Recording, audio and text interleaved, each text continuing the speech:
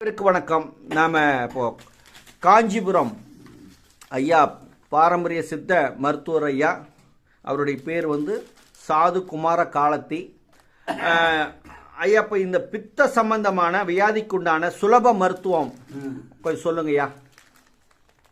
ஐயா, பித்தம் ஒரு மனிதனுக்கு வாதம், பித்த, கபம் என்ற எந்த 3 நாடிக்குள்ளே தான் 4448 வியாதி உண்டாகிறது. ஒரு மனிதனுக்கு வரக்கூடிய வியாதிகள் மொத்தம் 4448. அதன் உட்பிரிவுகள் நிறைய இருக்கிறது. அப்படி நாம் எல்லா வியாதியும் கடவுள் படைத்தாலும் அதற்குண்டான மருந்து இந்த பூமியில படைத்திருக்கிறார்.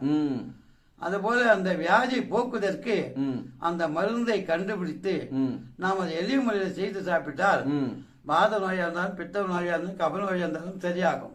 இந்த பித்த சம்பந்தமான வியாதி ஒருவருக்கு பித்தத்தாலே குணப்பெறுத்தல், அஜீரண கோளாறு, நெஞ்செரிச்சல் இப்படி எல்லாம் உருவாவதற்கு வழி இருக்குது.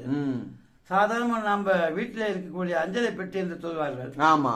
சீரகத்தை எடுத்து கொஞ்சம் சீரகத்தை எடுத்து அதனோடு கொஞ்சம் பனைவெள்ளத்தை கலந்து 1 ஸ்பூன் அளவு அதை தினந்தோறும் சாப்பிட்டால் அந்த பித்த சம்பந்தமான வியாதியும் பசி இல்லாமையும் சரியாகும்.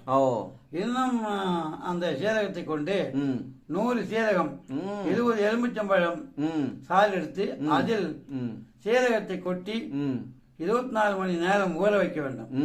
அப்படி ஊற வைத்ததை எடுத்து ஒரு நாள் நிழலிலே காய வைத்து அதன் பிறகு 4 நாள் வெயிலே காய வைத்தால் ஊறிய சீரகம் கடகடவென்று காய்ந்து நிற்கும். அதன் பிறகு அந்த சீரகத்தை மிக்சியில் அரைத்து அதை சரிக்காமலே பனங்கற்கண்டு 400 கிராம் அரைத்து கலந்து வைத்துக் கொண்டால் எப்போதும் அந்த மருந்தை கையில் வைத்துக் கொண்டு 1 ஸ்பூன் எடுத்து சாப்பிட்டு வெந்நீர் சாப்பிட்டு வந்தால் பித்த சம்பந்தமான எல்லா வியாதியும் கண்டிக்கும். இது அனுபவம் செய்து கொடுத்திருக்கிறோம். நன்றிங்கய்யா. நன்றி.